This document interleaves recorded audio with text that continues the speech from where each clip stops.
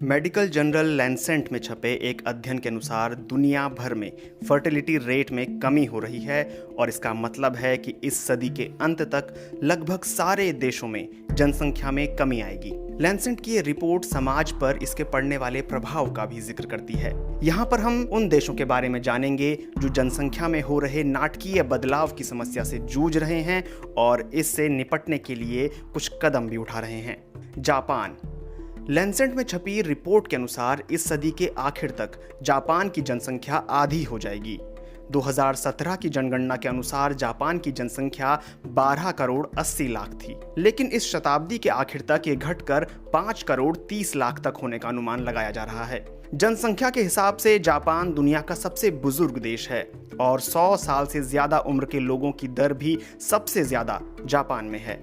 इस कारण जापान में काम करने की क्षमता रखने वाले लोगों की संख्या में लगातार कमी होती जा रही है और हालात और ज्यादा खराब होने की आशंका जताई जा रही है। सरकारी अनुमान के अनुसार साल 2040 तक जापान में बुजुर्गों की आबादी 35% से ज्यादा हो जाएगी।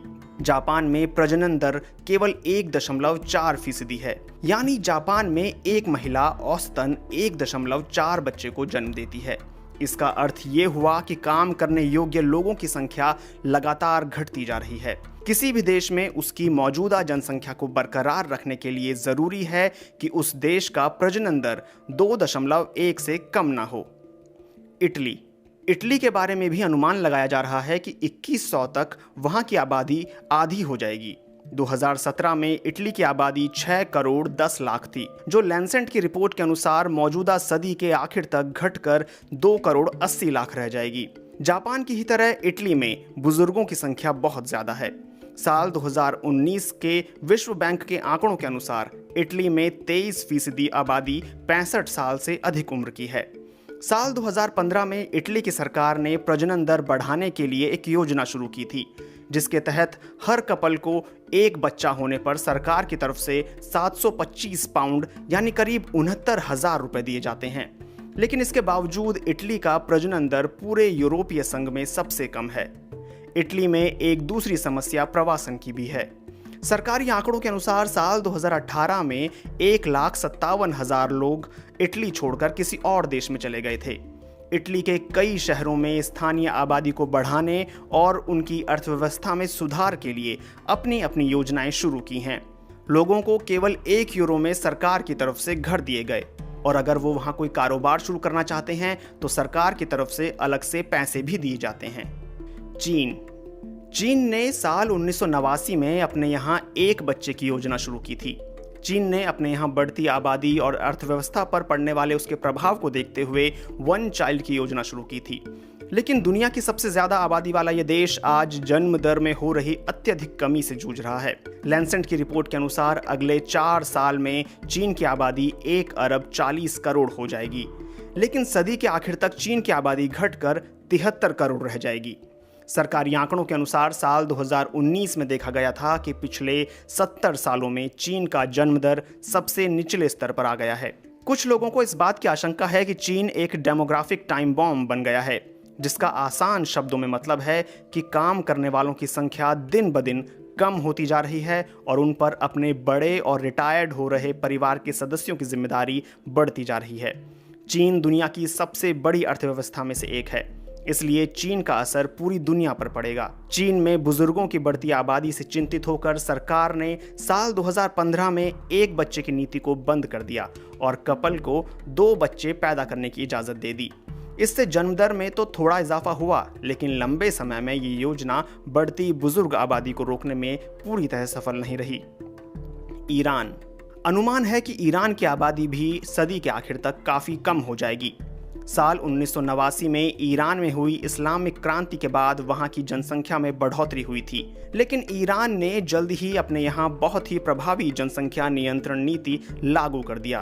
पिछले महीने ईरान के स्वास्थ्य मंत्रालय ने चेतावनी दी थी कि ईरान में सालाना जनसंख्या वृद्धि दर 1% से भी कम हो गई है। मंत्रालय के अनुसार अगर इस पर कोई कार्रवाई नहीं की गई तो अगले 30 सालों में ईरान दुनिया का सबसे बुजुर्ग देश हो जाएगा। सरकारी न्यूज एजेंसी इरना के अनुसार ईरान में लोग शादी कम कर रहे हैं और जो शादीशुदा हैं उनके यहाँ भी बच्चों के जन्म में कमी देखी जा रही है।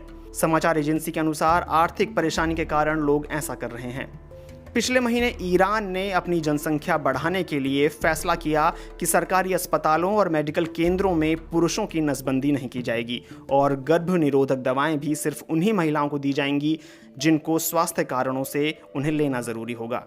ब्राजील में पिछले 40 सालों में प्रजनन दर में काफी कमी देखी गई है। 1960 में ब्राजील में प्रजनन दर 6.3 थी, जो हाल के दिनों में घटकर 1.7 रह गई है।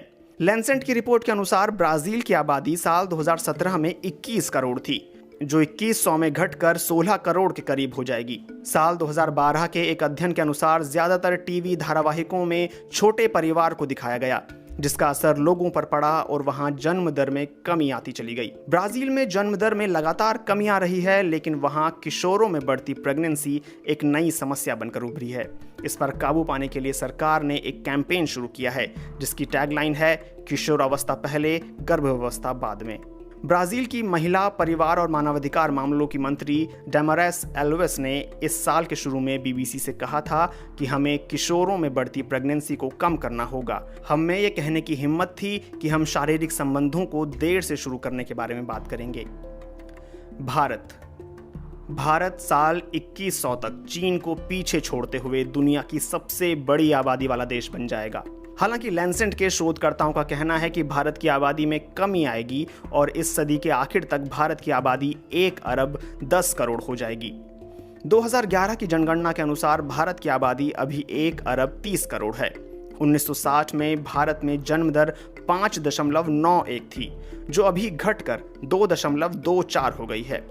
दूसरे देश अपने यहाँ प्रजनन दर बढ़ाने की कोशिश कर रहे हैं, वहीं भारत के प्रधानमंत्री नरेंद्र मोदी ने यहाँ लोगों से छोटे परिवार रखने की अपील की है।